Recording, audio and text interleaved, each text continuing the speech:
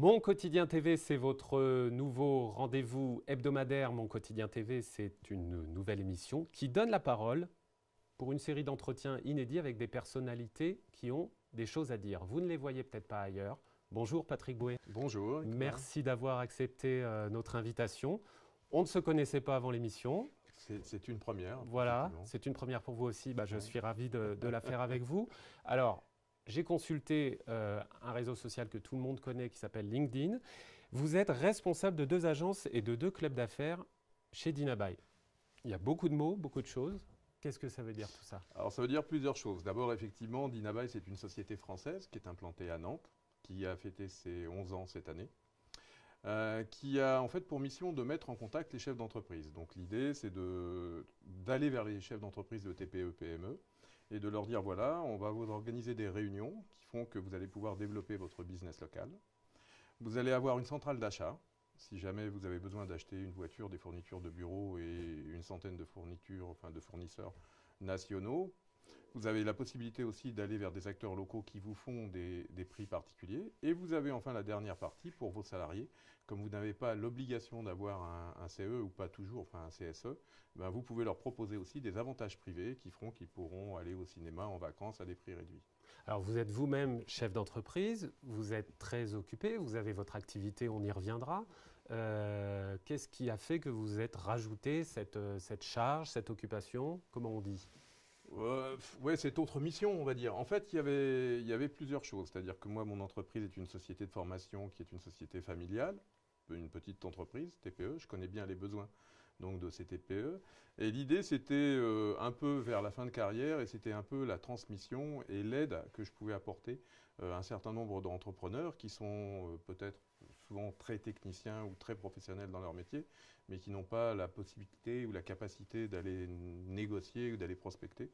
Donc l'idée, c'était de les faire se rencontrer. En fait, c'est un petit, on va dire, entre guillemets, un petit côté social qui fait que si je peux aider, voilà, c'était une des missions. Alors c'est un peu plus que de l'aide et de l'occupation là, parce que 2 agences, 2 clubs d'affaires. En fait, Concrètement, comment elle se passe cette activité? Alors c'est 2 agences plus la mienne, donc en fait ça fait 3. Elles se passent régulièrement, c'est-à-dire qu'à nous de planifier sur la zone qui nous concerne, puisqu'on est en fait une centaine d'agences sur le territoire français, avec Dinaby. Donc moi je m'occupe de l'Essonne et de la Seine-et-Marne, et l'idée c'est d'organiser des petits déjeuners, des déjeuners, voire des événements un peu spéciaux. On a la chance en Seine-et-Marne d'avoir énormément de châteaux, donc j'ai organisé quelques after-work mémorables à Vaux-le-Vicomte, à Fontainebleau, donc à chaque fois dans les châteaux, donc des trucs assez sympas.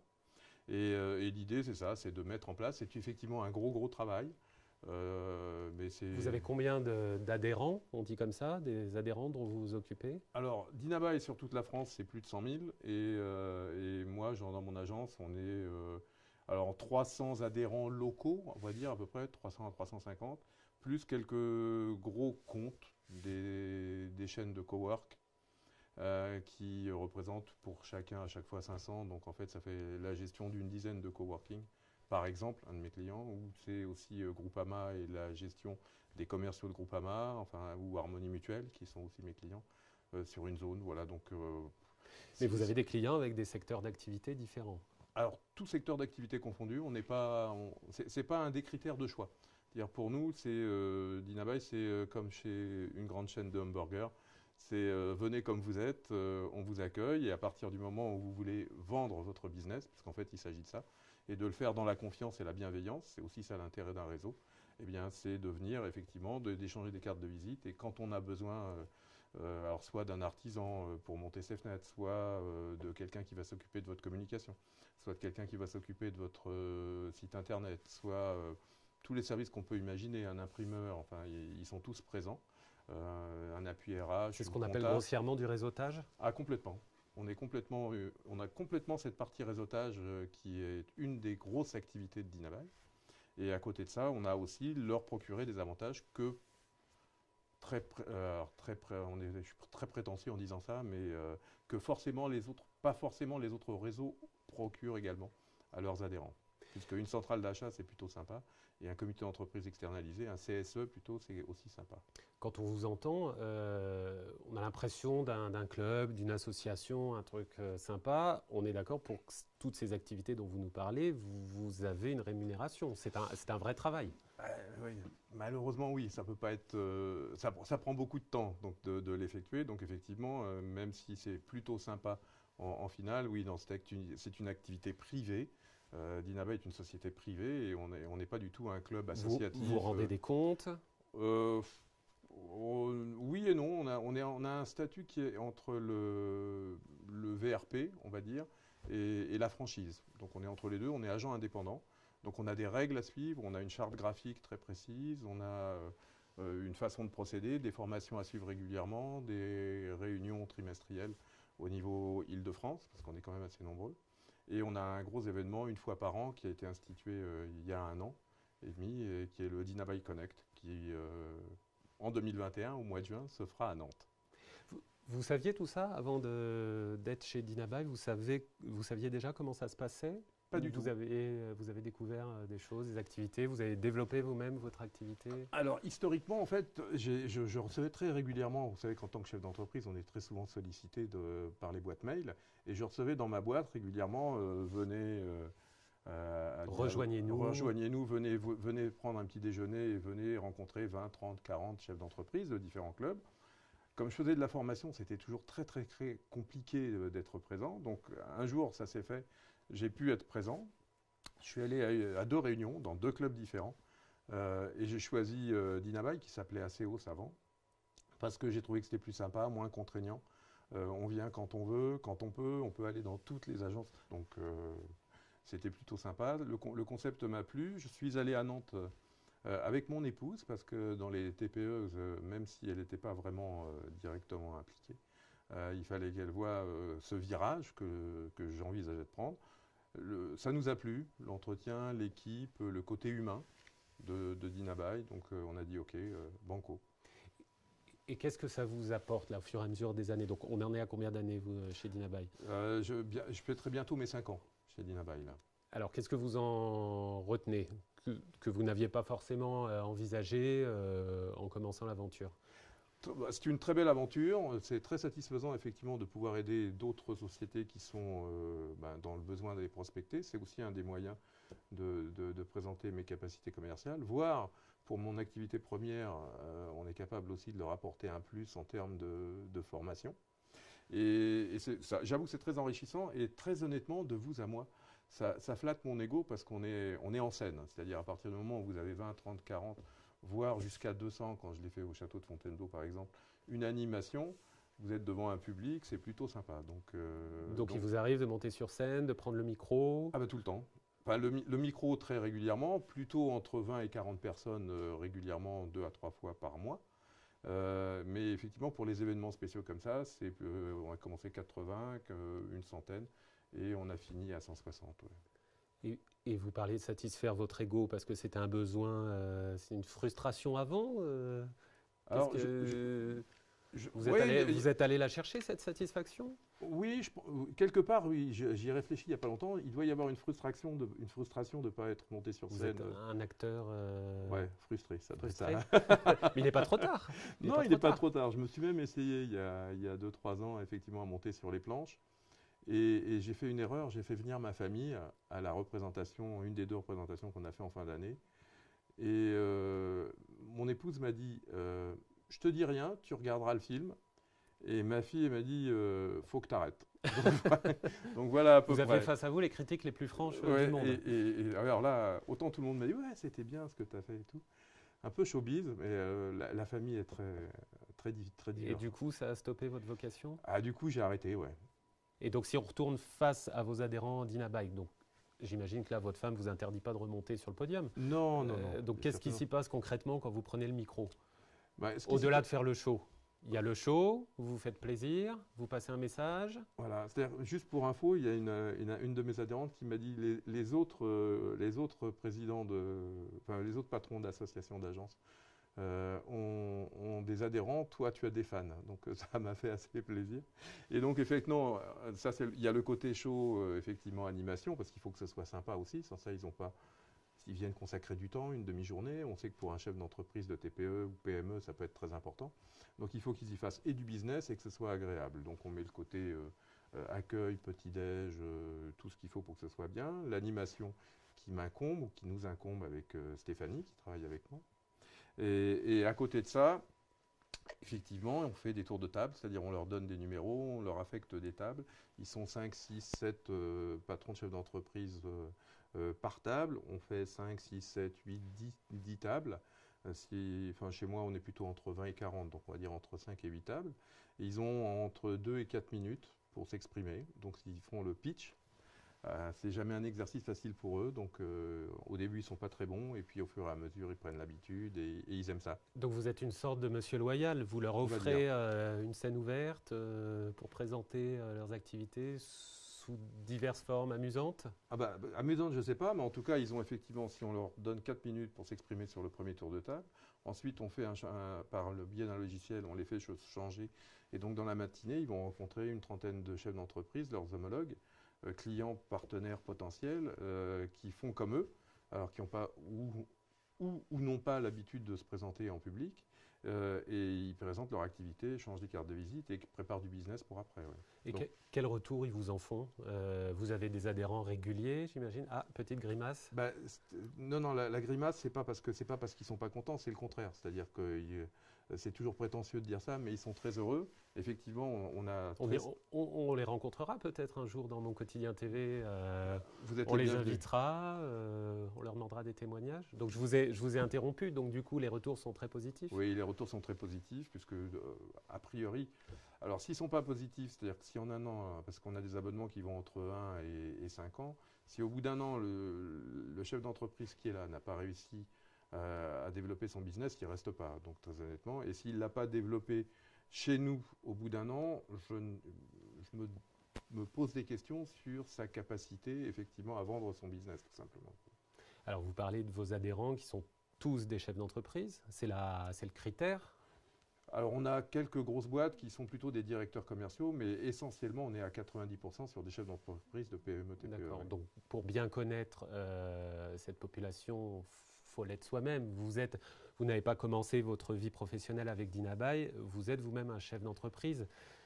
Eiffel Formation, parlez-moi d'Eiffel Formation. Eiffel Formation, alors oui, effectivement, c'est mieux des chefs d'entreprise pour parler à des chefs d'entreprise, ça c'est sûr. Moi, effectivement, je suis formateur à mon compte depuis 1991, donc le siècle dernier quand même. Quand je dis ça, on se dit tiens, mais quel âge il a? Donc oui. Quel âge vous avez? Dites-nous. 64 ans, bien 65 en février, donc très prochainement. Là. Et donc oui, j'ai commencé moi à mon compte en 91 et puis avec différentes sociétés. Et Eiffel Formation existe depuis 9 ans.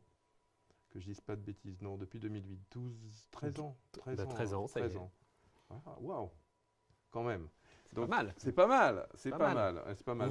Le temps passe tellement vite, vous vous en rendiez pas compte? Non, on n'imagine pas. Enfin, franchement, quand on est en activité comme ça, en train de courir partout, le temps passe à une vitesse. Alors la journée, la semaine, le mois et l'année, c'est clairement. Alors quelles sont les compétences d'Eiffel Formation?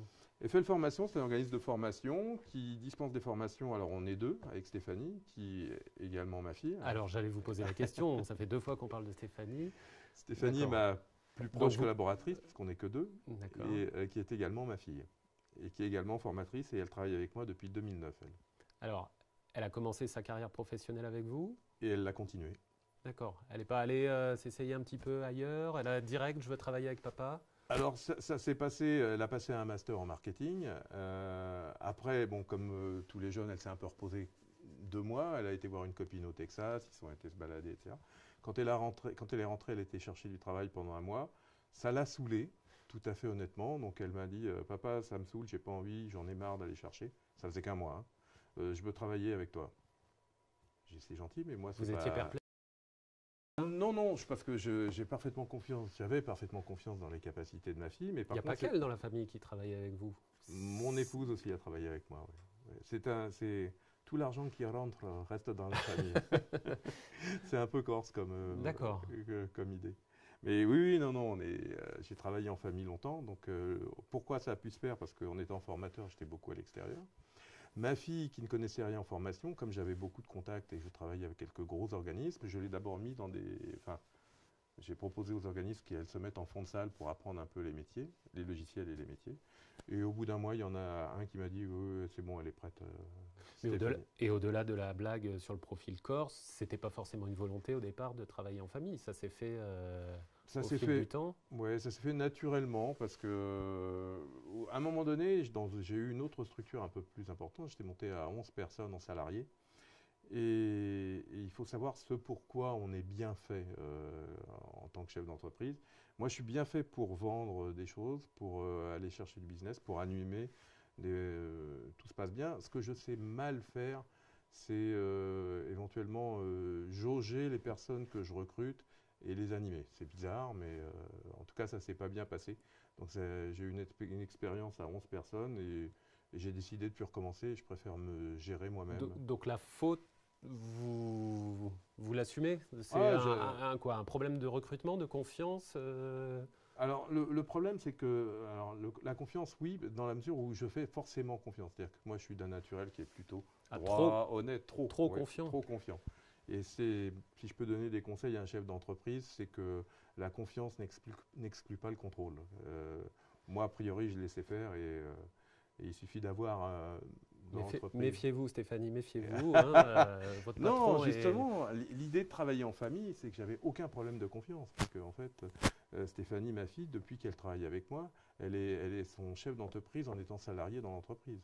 Elle est autonome, elle gère ses formations, elle gère ses programmes de cours, elle gère le suivi de ses formations. Elle est force de proposition sur les thèmes que l'on doit aborder et mettre au goût du jour, parce que les formations qu'on faisait il y a 11 ans ne sont plus les mêmes, ou 13 ans, ne sont plus les mêmes qu'aujourd'hui. Le multimédia a complètement évolué. Imaginez-vous que le community management n'existait pas, même dans les écoles de marketing.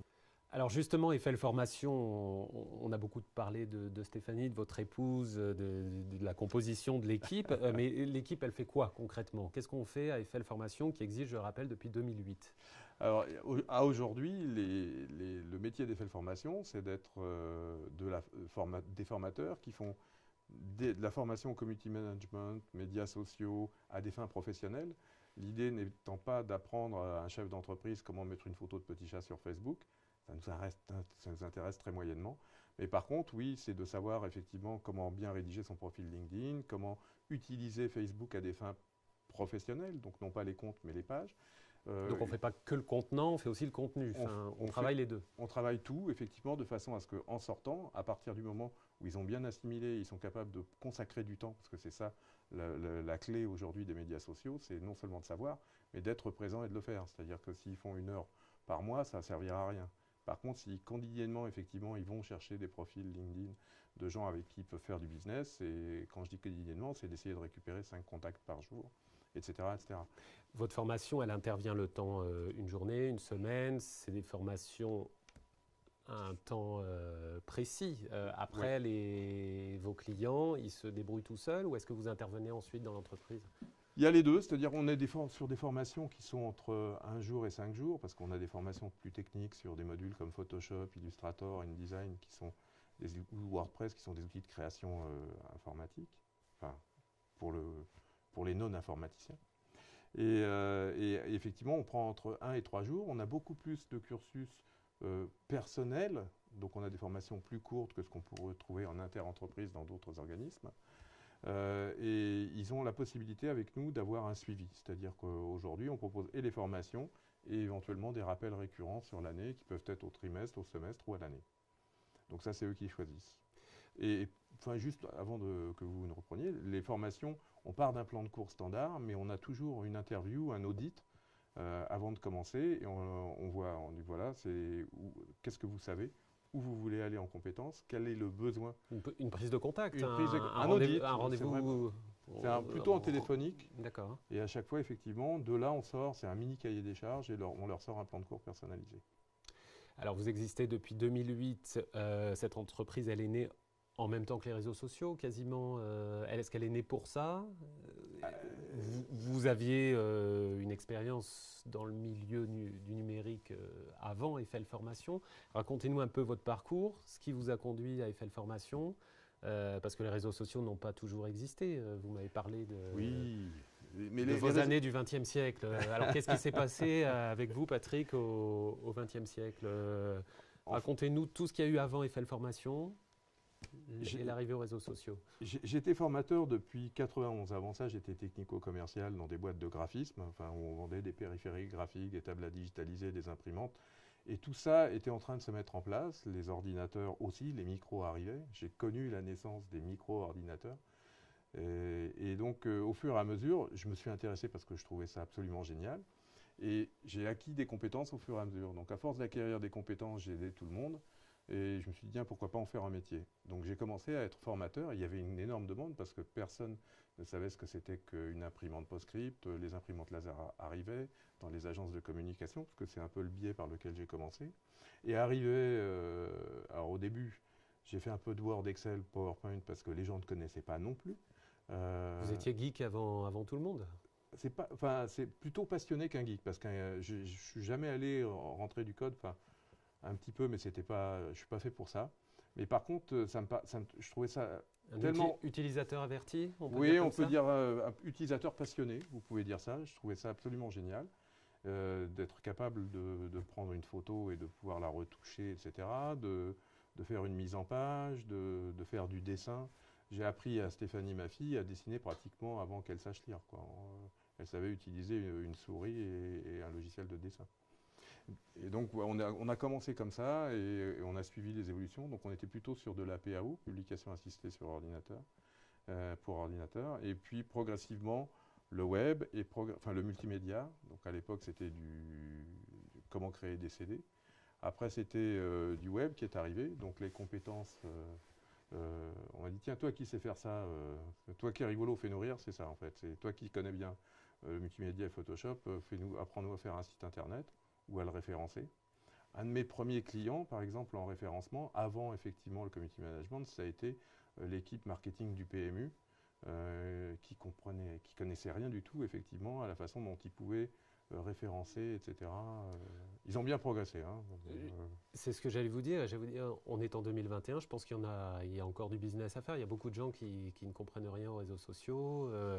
Il y en a énormément. Énormément. Aujourd'hui, je dirais même... C'est rassurant pour vous, ah, oui, pour vos affaires. Pour moi, je ne vais pas faire ça non plus encore une vingtaine d'années. Mais vous êtes jeune, Patrick. Oui, merci, c'est gentil. C'est le maquillage. Non, mais pour Stéphanie, oui, c'est rassurant et effectivement... Alors, c'est ce que j'allais vous poser. On a parlé du travail en famille. Stéphanie, c'est la suite naturelle? Je pense. Vous avez une autre fille qui a pris un autre parcours? Oui, c'est ça. C'est-à-dire que j'ai une autre fille, elle, qui a choisi d'être ophtalmo. Enfin, responsable de magasin d'optique, on va dire. Donc elle l'a choisi. Elle vous a pas fui en courant Non, je crois pas. Non, elle avait très, très jeune, elle a voulu avoir des envies d'indépendance, des velléités d'indépendance. Elle a commencé par la coiffure. Au bout d'un certain nombre d'années en coiffure, elle a passé par le biais d'un CIF, une autre qualification vers l'optique. Et aujourd'hui, elle est responsable de magasin d'optique. Et ça va très bien pour elle. Elle est ravie. Donc, ça se passe très très bien. Donc j'en reviens à Stéphanie. Stéphanie est appelée à continuer Eiffel Formation. Alors normalement, le jour où vous aurez envie de vivre au soleil. J'ai déjà envie de vivre au soleil. Ou vous le ferez concrètement? Alors je pense que je vais le faire progressivement parce que en fait, j'adore ça, très honnêtement, et la partie Eiffel et la partie Dinabai. Donc je vais continuer à faire ce genre de choses, mais beaucoup moins que ce que j'ai pu donner comme force à l'intérieur. Donc je vais moins m'impliquer. Stéphanie va prendre la relève parce qu'elle sait déjà tout faire pratiquement, à part le côté administratif, mais en tout cas le côté technique. On est datadocké. Alors pour les gens qui font de la formation, le datadoc, c'est ce qui permet de faire financer une partie des formations. C'est une des réformes que nous ont pondu nos politiques. Donc on a souscrit au datadoc, j'ai passé cette certification. Et depuis, on a une autre certification, qui est la certification Calliope, et qu'on est en train de passer aussi pour que Eiffel puisse continuer à perdurer effectivement sur la formation. Parce que d'ici 2 ans, ce sera complètement obligatoire d'être Calliope. Alors on est en 2021, on est encore à la période des vœux. On a vécu en 2020 une crise sanitaire qui a mis beaucoup d'entreprises par terre. Qu'est-ce qu'on peut vous souhaiter? On n'est pas encore tiré d'affaire complètement, je pense, même s'il y a un petit mieux. Qu'est-ce qu'on peut vous souhaiter, à vous, à Eiffel Formation? Très franchement, que ça continue comme ça, puisque, a priori, moi je pense que, étant donné la structure du marché de la formation aujourd'hui, il y a une place pour les petites sociétés qualifiées. Il y a une place pour les très grosses, mais les très grosses font appel à des formateurs qui ont des compétences. Parce qu'aujourd'hui, le marché de la formation, quand on est un organisme de formation national, on a 20% de salariés, 80% d'indépendants ou de sociétés extérieures. Nous, notre objectif, c'est d'avoir des compétences pour travailler en direct auprès des TPE-PME. Donc là, il y a tout un tissu, vous l'avez évoqué tout à l'heure, il y a énormément de besoins. Je veux dire, aujourd'hui, dans les TPE-PME, la méconnaissance des médias sociaux pour leur bien commercial est absolument... J'arrive même pas à dire combien, je suis incapable de dire quel est le marché. Donc vous êtes tranquille pour vous, pour Stéphanie, il y a encore du travail. Je vais vous dire une chose, Patrick, moi votre retraite, j'y crois pas du tout, parce que vous êtes un jeune chef d'entreprise, je persiste sur le mot jeune, votre badge en témoigne, vous êtes un jeune élu. Je suis un jeune élu. Au conseil municipal de Guermantes.